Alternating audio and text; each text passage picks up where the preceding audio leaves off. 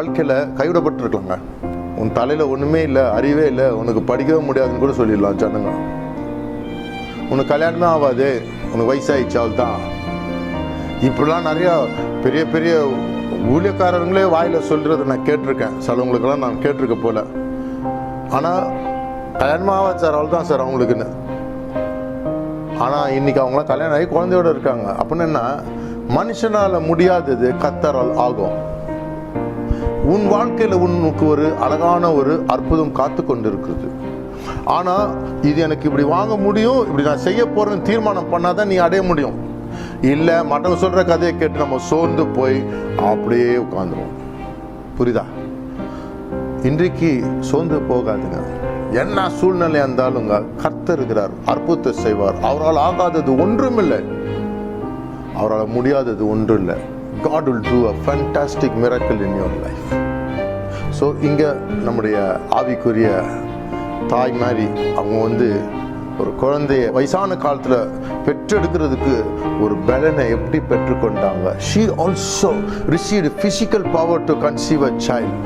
எப்போன்னு பார்த்தீங்கன்னா 25 வயசு இல்லை, பைபிள்னா சொல்லுது even when she was long past the age for it. அந்த பருவத்தை ரொம்ப நாளைக்கு முன்னாடியே தாண்டி போயிட்டாங்க. அப்படின்னா என்ன அர்த்தம்? Impossible situation. சார் இதெல்லாம் நார்மலாக நடக்காது, இன்னும் திருப்பி என்னத்துக்கு ஆசை வச்சுக்கிறீங்க? காணாமல் போயிச்சால் தான் வராது, அவள் தான் போயிடுச்சு. ஏங்க காணாமல் போனது திருப்பி கொண்டு வர தேவன். அது எப்படின்னா, இங்கே தான் உங்கள் நம்பிக்கை வரணும். ஒரு இரும்பு கோடாரி தண்ணியில் விழுந்தா அதை மிதக்க வச்சு திருப்பி இழந்தவன் கையில் சேருதுன்னா, இப்போ நீ நம்புறதுக்கு முடியாதது எதுவுமே கிடையாது. அதான் இப்போ இந்த அம்மாவுக்கு 35 வயசு 50 வயசுனா பரவாயில்ல, ஏதோ ஒன்று சொல்லுவாங்க. இவ்வளோ வயசாயிடுச்சே, இருமை எங்க? அதெல்லாம் கிடையாது.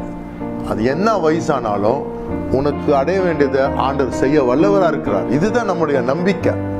இது எங்க பார்த்தீங்கன்னா பைபிள் ஃபுல்லாக இருக்குது.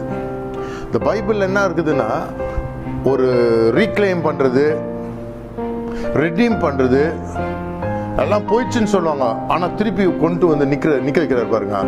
இது பைபிள்ல எக்ஸாம்பிள் ஆஃப்டர் எக்ஸாம்பிள் இருக்குது. எதுக்கு அவ்வளோ லேட் ஆச்சு, சீக்கிரம் செஞ்சிருக்கலாமே, இதுக்கெல்லாம் எனக்கு ஆன்சர் இல்லை.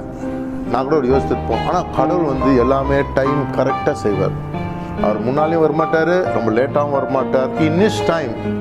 In his time he makes all things beautiful. First கிளாஸாக செய்வார் அவர் நேரத்தில். ஸோ இங்கே பார்த்தீங்கன்னா நம்ம பார்க்க வேண்டிய ஒரு காரியம் என்னன்னா, ரிசீவ் பிசிக்கல் பவர். இன்னைக்கு சரீரத்தில் கை கால் ஆடுது, இடுப்பு ஆடுது, தலை ஆடுது, இதெல்லாம் ஒரு பிரச்சனைகள் நம்ம வாழ்க்கையில் வரலாம். வயசாக கூட இல்லாட்டா வாலிபத்தில் இருக்க போல கூட சில குறைகள் இருக்கலாம், கண் பார்வை இதெல்லாம் இருக்கும். ஆனால் உங்களுக்கு ஒரு நற்செய்தி என்னன்னா, there is another way, that is ஒரு சரீரத்திலையும் ஒரு உலகத்திலையும் மாம்சத்திலையும் பிசிக்கல் ரெம்ல ஒரு ஹோப் இருக்கு. நீ அத்தை சாப்பிடு, இது எக்ஸசைஸ் செய்யி, தலைகீழ நெல், ஏதாவது சொல்லி கொடுப்பாங்க. நீ அங்கே போ இங்கே போ, எதாவது நடக்கும். ஆனால் அதுக்கு மிஞ்சி பைபிள் சொல்லுது, against hope in hope Abraham believed. a hope that comes from natural means.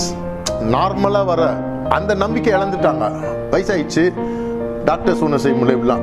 ஆனால் அகெயின்ஸ்ட் ஹோப் இன் ஹோப், அந்த ஹோப் என்னன்னா, இது ஆண்டவருடைய தெய்வீக ஒரு நம்பிக்கை. அவர் மூலம் ஒரு அற்புதத்தை அவர் நம்பினார். உனக்கு உள்ளாக ஒரு வல்லமை, இதெல்லாம் தெய்வீக வல்லமை பாருங்க. இது இந்த அம்மா ரிசீவ் பண்ணாங்களாம். ரிசீவ்னா பெற்றுக்கொண்டாங்க. வெறும் ஜிம்முக்கு போனாங்க, விட்டமின் டேப்லெட் போட்டாங்க, அதை போட்டாங்க, இதை போட்டாங்கன்னு, இதுக்கெல்லாம் நமக்கு அவ்வளோதான் தெரியும். ஆனால் இதுக்கு மிஞ்சி தெய்வீக ஒரு வல்லமை வரும் பொழுது, வயசான பாட்டி, வயசான தாத்தா, அவங்களுக்கு ஆண்டவர் வாக்களித்து அந்த ஈசாக்குன்ற குழந்தை பிறகுது.